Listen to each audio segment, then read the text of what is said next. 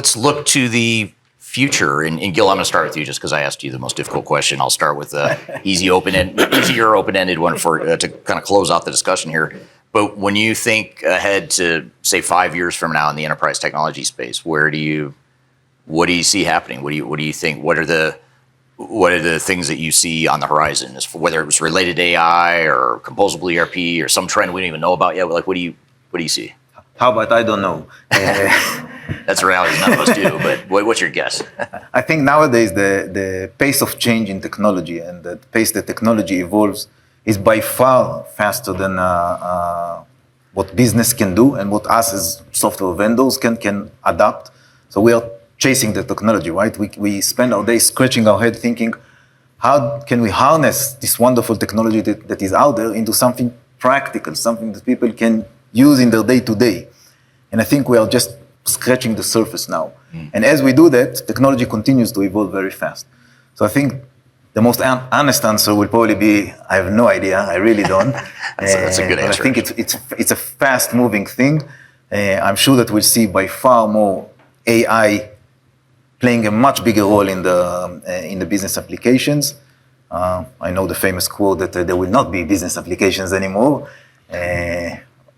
I guess you all heard that, right? From the CEO of Microsoft, that this was his vision. There's no business applications, it will be only data and agents flying out there and doing your work. So I don't know that we'll get there in 5 years, maybe 50. But I think this is the direction. This is the North Star that we're heading towards. Yeah. Now, do you like to bet, Dan? Do I like to bet? Are you better? I'm just if you not in general, just on this one. Just in general, I'm like, if you were to put money down on a trend or a change in the market, what would it be? Flying cars. Yeah. No. Back to the Still future. waiting for that. Yeah.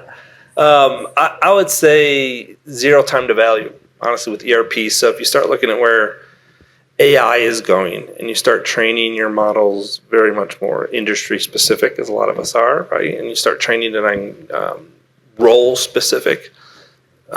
When your customer ends up getting your initial, ERP, right? It should be ready out of the box to implement and start driving value. So what we call is like zero time to value, right?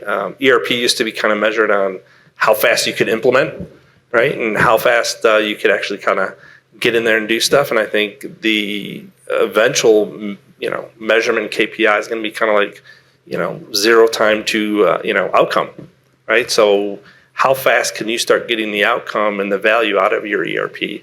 And I see AI and the agents that we're rolling out are going to drive that, right? So you're going to get to a point where ERP is I don't want to say it's easy to implement, but it's out of the box, go, like you're ready to go and run.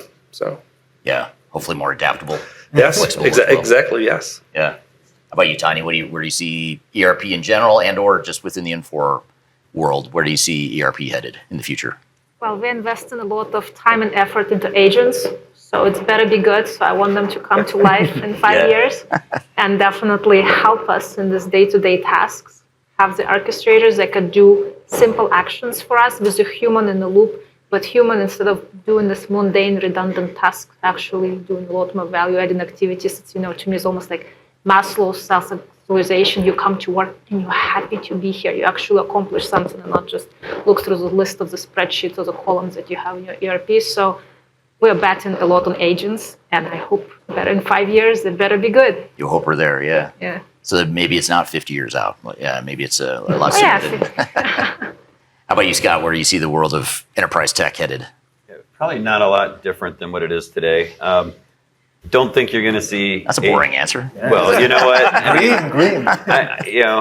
I'm by far not an AI naysayer, but I would definitely characterize myself as an AI realist. Yeah. You're not going to see artificial general intelligence. I really don't like the terms we apply to a lot of AI, like reasoning models and chain of thought. And guess what? It doesn't think. It's not reasoning. It's not a human. Go ask ChatGPT 10 questions, and there's a good chance you're going to get some wrong answers to at least a couple of those 10 questions. And this is like the most basic use case you can apply. Or ask it again, and you'll get different answers. You'll definitely get a different answer, especially if you rephrase the question just ever so slightly. You're not going to see autonomous multi-agent workflows that decide on behalf of your business for critical business decisions. I don't see that in the next 5 years at all. I do see a refined version of what we have today. I think you're going to see models that are more fine-tuned, that you can put guardrails against to defend against some of the bias and some of the hallucinations. Another word I don't really like, but hallucinations. That you can also have it more targeted in its training on your industry data and your specific company data. And you can definitely go into what I would consider hyper automation for a lot of level 1 workflows and take a lot of the work that's done by people today and definitely automate that and definitely raise that up where the human in the loop is able to oversee a much broader scope of work than what you can do today in a more manual basis. So I think it's definitely going to be a transformative force from a productivity and an efficiency standpoint. Can be for revenue generation as well, depending on how it's targeted with marketing and sales enablement and things like that. But it's, I hear people say it's going to be bigger than the internet. And I'm like, I don't see that being the case in the near future. I'm not a technologist by trade. I'm not a futurist. I can't say what's going to happen 20 years from now, but it's pretty safe to think 5 years from now. It's a more refined, elegant version of what we have today.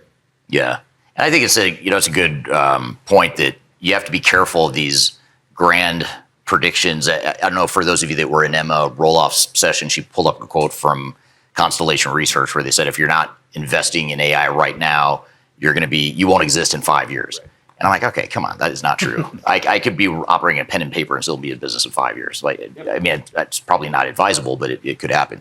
So anyway, it's stuff like that. I think it's fun to look to the future, but I think you guys are, which one of you said, Gil, you said you don't know. I don't know either. I like to pretend I do. I like to guess what I think will happen, but the reality is none of us really know. But it is interesting to see like what you guys are doing to advance technology and advance where we're going.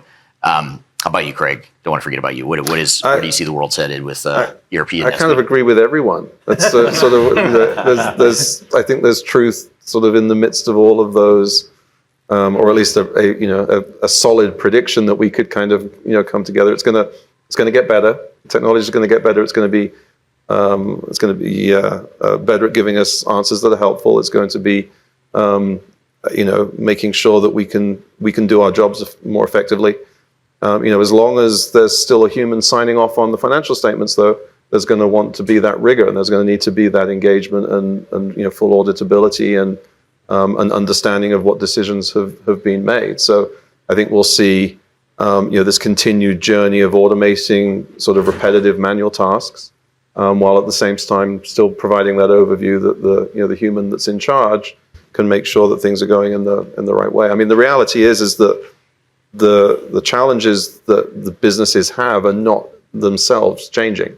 So these solutions are all about continuing to do a better job at making the end user, the customer's life better and easier at achieving those goals. So in some ways, all of you actually have a big say in where this technology will go.